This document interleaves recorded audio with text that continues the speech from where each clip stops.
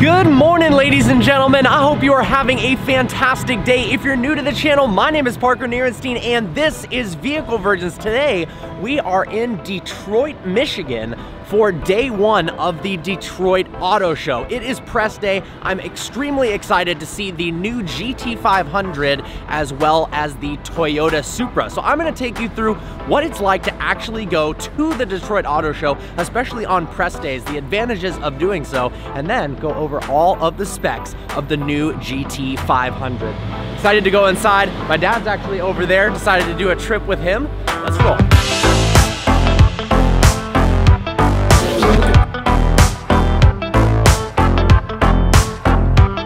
Waiting now for the first press conference that you guys are going to be interested in seeing, and that is the reveal of the GT500. The first press day is always super chaotic. It is a bunch of press conferences in a row, back to back, with all the manufacturers presenting their latest releases. Ford is up first, then we've got Toyota a little bit after that, and a couple of other manufacturers as well. Interestingly enough, this year, a bunch of big names actually aren't coming to the show. We don't have Mercedes, Audi, Porsche, Ferrari, or McLaren.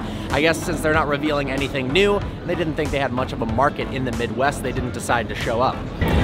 Underneath that sheet there is the new GT500, and although the engine specs haven't been confirmed yet, you can tell right here, that's a GT500 engine. It says 5.2 liter supercharged V8 right there. Look, there's the transmission as well.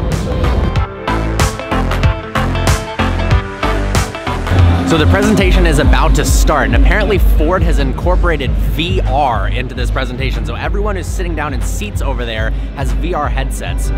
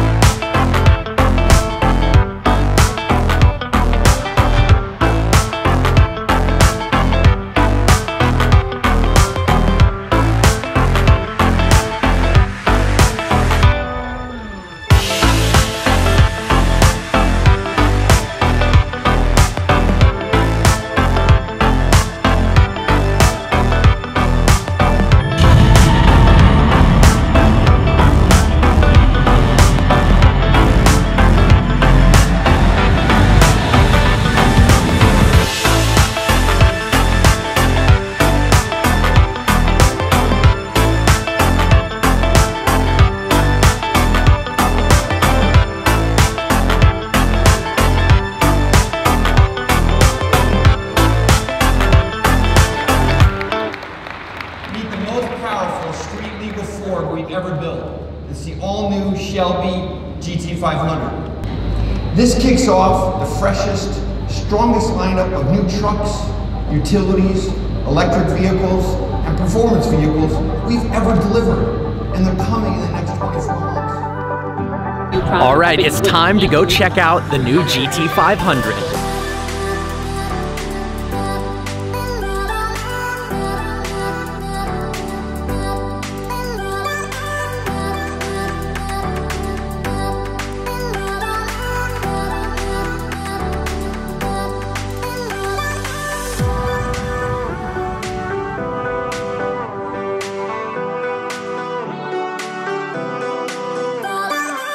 Well, here it is, guys. Behind me is the all-new Shelby GT500. Whereas the GT350 was the king of the track, Ford promises this is going to be the king of the streets, ready to take down the likes of the ZL1 as well as the Hellcat. Well, the previous generation had a monstrous 662 horsepower.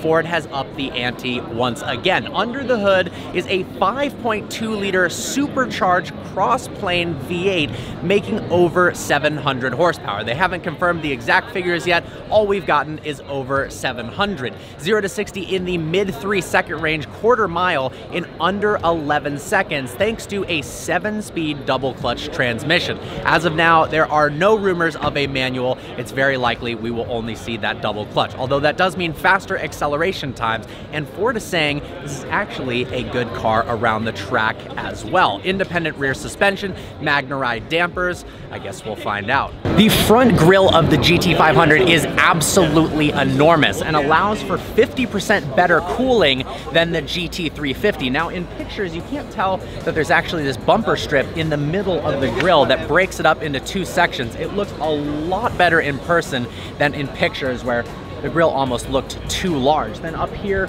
we've got a hood scoop as well as self-locating hood pins. There's also a removable rain tray underneath that as well. Now, if you opt for the track package, you can get 20-inch exposed carbon fiber wheels. It also comes with a rear seat delete, carbon fiber interior trim, and a massive carbon fiber GT4 wing, which we'll go over in a little bit. The track pack comes with Pilot Sport Cup 2 tires. We've got 305s in the front and 315s in the rear for maximum grip. 6-piston 420mm brakes in the front and 4-piston 370mm brakes in the rear.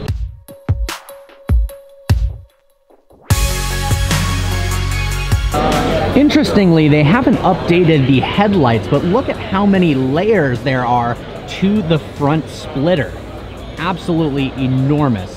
The rear of the GT500 looks pretty similar to the GT350, although if you do get the track pack, you get this massive exposed carbon GT4 wing that provides the most downforce of any Ford Mustang ever. Optional are stripes if you're so inclined. Let's take a look at the interior, shall we? Let's take a peek at the interior. We've got a 12-inch fully digital display here for the TAC and Speedo. It actually looks really cool when it's on. Beautiful Recaro seats for the track pack as well as the rear seat delete. You can also get it with a Bang & Olufsen 12-speaker sound system. Love the carbon fiber. Turn dial shifter to put it into drive. And because there's no manual, we've got those steering wheel mounted paddles. So up there is the non-track pack GT500. It's interesting, it almost looks like a completely different car, much less aggressive front splitter, and it's missing that massive rear wing. It's also got the standard 20-inch wheels instead of the carbon fiber variants. They've also got a display over here showing that 5.2-liter supercharged V8 as well as the 7-speed DCT. Let's go check that out. So here is the engine that powers the new GT500. It shares an aluminum block with the GT350, and of course a big difference is the presence of this 2.6-liter supercharger on the top for that total power output of over 700 horsepower. Now over here we've got the 7-speed DCT. Pretty cool to take a look inside, check out all the gears. Now, I'm sure this is a sore spot for a lot of purists. I know a lot of people with 2014 Mustangs, especially modified GT500s, are going to claim that they want to keep their car instead of the new one because of the lack of a manual transmission option. But honestly, in order to get the acceleration times, the performance figures to keep up with today's level of cars. Now, Ford claims they want to embarrass supercars, which, depending upon the weight of it, with 700 plus horsepower, might be a possibility. You need a 7-speed double clutch transmission. Although some people are switching to 8-speed automatics, but this shifts in less than 100 milliseconds. That's impossible with a normal 6-speed. Here's a cool lineup of all of the GT500s through time, all the way up to the modern day 2020 GT500. So I am here with Aaron Shelby. Good to have you. How you doing? Good. So obviously you're super excited about a new Shelby vehicle being launched. Yes, the new GT500. Yeah. Ford's done an awesome job with it. What do you think your grandfather would think about the car? You know, he would be impressed. This thing is going to be, it's just going to blow people's minds once they get it out and drive it around. So Carol would really enjoy this one. What do you think you'd like most about it? I think it's going to be the track performance. Yeah. As I talked about, it's going to be good in the straight line and on the track. But Yeah. was a track guy. I think he's really impressed. He was a seat of the pants driver, so cool. He's going to feel that. And then I'm sure you've driven a lot of Shelby vehicles, minus the new GT500. What do you think has been your favorite? So I really like the GT350. The first one with the independent rear suspension. Yep. Again, I like tracks, so you can really feel that performance on the track. It's a lot of fun. The engineers did a great job putting that one together. Awesome. Thank you so much. Appreciate the time today. Good to meet you. Got the Lego Stig. Along with the GT500, Ford also introduced the all-new Explorer and Explorer ST. This thing actually packs a heck of a lot of power for what it is. 3-liter twin-turbocharged EcoBoost V6 making 400 horsepower and 420 pound-feet of torque. Made for the off-road, adventuring, and everyday driving. Let's check out what it's like on the inside. ST insignia on the seats. Looks like we've got some ambient lighting. Beautiful display right there where the instrument cluster is. And we've got comfortable 3 rows of seating. Here we've got a side cutaway of the Explorer. Pretty cool exposed look.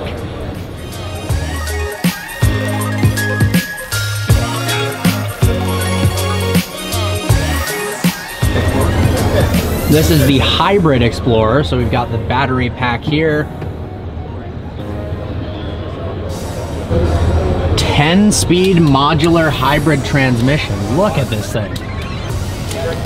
It's interesting to see VR technology come into the car world. I guess Ford is pushing this heavily. They did so with the presentation of the GT500 as well as a drive in the Explorer. I remember when Toyota came out with the Mirai, they also introduced it at the auto show with a virtual reality display. I even did a Koenigsegg look at the new model with virtual reality as well, where you could go through custom color configurations and change the car in a real 3D, well, not 3D space, but it felt like you were there. Interesting. Beautiful Heritage Golf Edition Ford GT. One of these is going to be going on sale at Barrett-Jackson next week.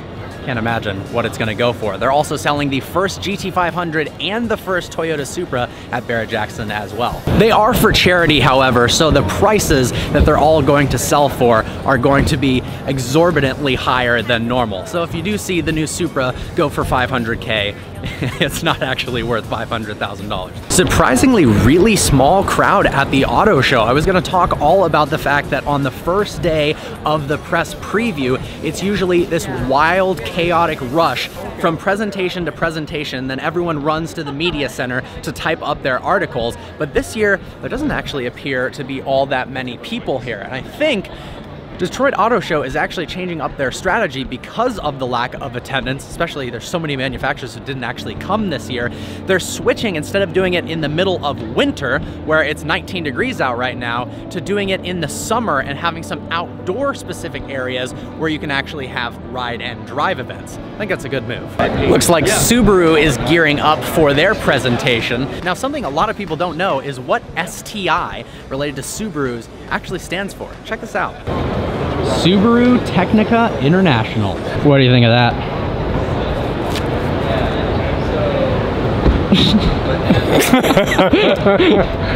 Yeah, look at the front grille on this. Maybe that's where you charge it. It's got to be a plug-in. I guess for those complaining that the Tesla doesn't have a front grille, your other option apparently is this weird leaf pattern. So pick your poison. See, we're sitting here, we have no idea what this thing is, and it won 2019 North American Utility Vehicle of the Year. So I apologize, Hyundai Kona. I'm sure you're a lot better than I was making you seem like. Look at that, that's the Utility Vehicle of the Year award. It actually just says Utility of the Year. It doesn't even say vehicle. Oh no, it's actually the 2019 Utility of the Year. Okay, that looks useful. Hyundai Nexo, I actually really like the headlights on that all the way across, and then we've got door handles kind of similar to the Tesla. They go in. All right, I gotta say the display looks nice, but this panel here is absolutely hideous. This actually looks like it's straight out of 1995.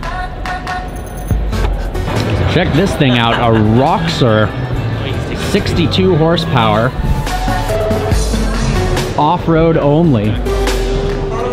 This has got to be the first car I've ever seen where you can actually see the windshield wiper motors from the interior. That's good. Except that's the first thing I would do if I had one of these.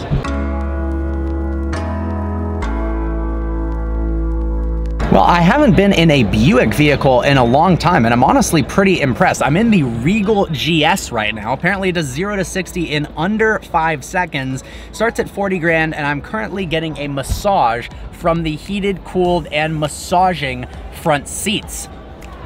I actually kind of like this thing. Apparently it starts life as an Opel in Germany and then gets rebadged as a Buick when it enters the United States. Decent interior as well. Comfortable seats. And there is the button for the massage.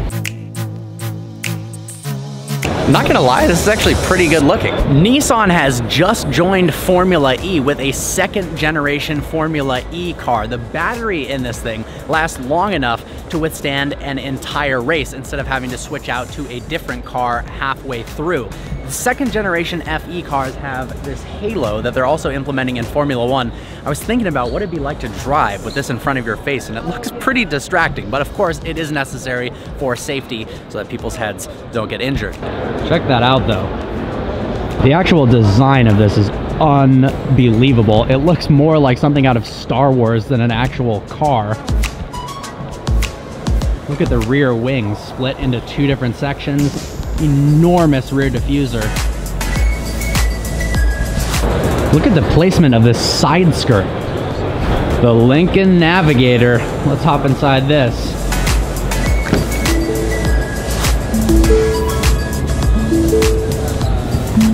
This is enormous. It's big. Oh my gosh.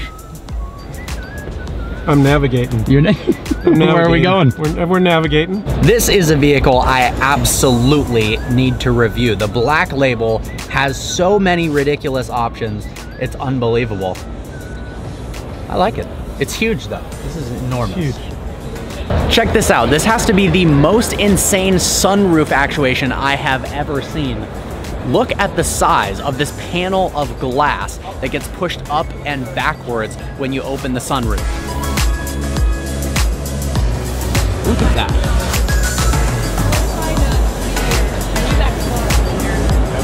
It almost looks like it's about to become a convertible. Take a look at the Black Label interior.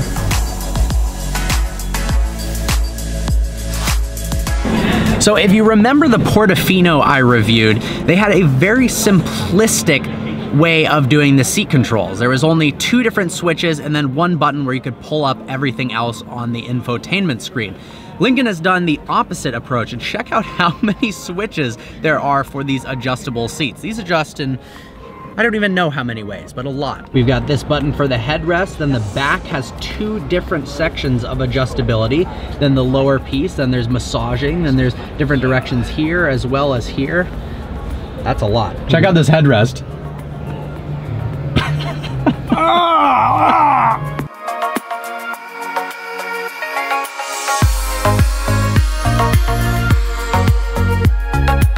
One of the coolest things of the Lincoln Continental concept was the fact that it had suicide doors like the Continentals in the 60s. Originally, they actually did that for cost-saving purposes. Now it just looks plain badass, like you get in a Rolls-Royce. Well, for the 80th anniversary edition, they are making just 80 special edition Continentals in 2019 with the rear hinged suicide doors. All of them have serial numbers.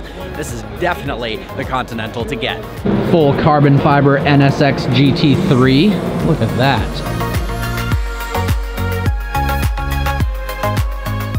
It's interesting how large the carbon fiber weave is on this. A lot bigger than you're used to seeing. First time in an NSX in a very long time. I reviewed this about 2 years ago. I enjoyed it, but I thought it weighed a little bit too much and it didn't have enough power to make it as exciting as everybody was hoping. As the more I look at the interior, it's actually pretty bland for a car at this price range. Check out the center console. Look at this switchgear for a $180,000 car. I don't know. What is that? You just inserted a cup holder? Yeah. Can you get it? Look at that. There you go. It just goes in this slot right here. So it's not a bad idea, but then if you don't want it, it takes up every ounce of room in the minuscule glove box that they give you. So. All right, Subaru has just started presenting. Let's check it out. Something that real gearheads could only dream about. They are often discussed in parking lots of car clubs. All of that learning is now available for a select few.